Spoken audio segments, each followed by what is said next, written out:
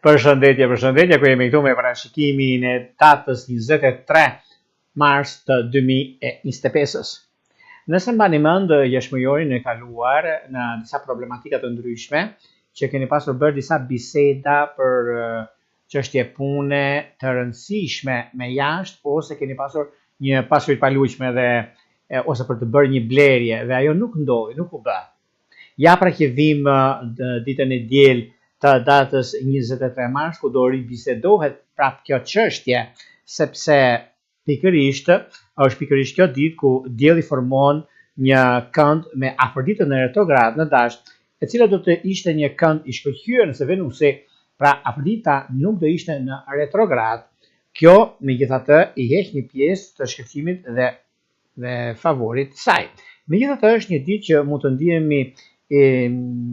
mjaft të ndikuar në lidhje me çështjet që kanë të bëjnë me njohjet e reja, kanë të bëjnë me bisedime të rëndësishme, dhe jo vetëm kaq, por një dhuratë të shkëlqyer mund të merret sot, edhe pse jo diçka e papritur, sepse do të kemi zhvillime pozitive në çështjet financiare. Ky kënd është veçanërisht i dobishëm për shenjat e zjarrit, siç janë Dashi, Luani, Shqetari në fillim të shenjave të tyre, ose ata që kanë ascendente në këto shenja. Për sa i përket deri në ora 14, mbas orës 14:30, në të njëjtën ditë, dielli tek Dashi formon një gjashtkëndësh me Plutonin tek Ujori, në një kënd që tregon se mund të kemi shumë kontrolle mbi jetën tonë, të jemi më efektiv në qëllimet tona. Nëse tregojmë për kushtim dhe këmbgulje ku ndikojnë pozitivisht, është shenjat siç janë shenjat e zjarrit dhe shenjat e ajrit, po dhe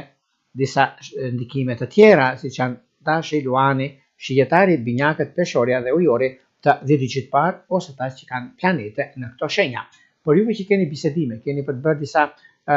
biseda shumë të rëndësishme, është periudha tani dhe ka të bëjë shumë me vendime që do të merrni për sa i përket kësaj date, sepse është një datë shumë e rëndësishme për sa i përket çështjeve që lidhen direkt me juve, lidhen direkt me njerëzit, ose disa çështje që lidhen me aplikime për javën që vjen, por do të përgatituni dhe pak vëmendje do të bëni ju që keni çështje ligjore ose jeni në diasporë,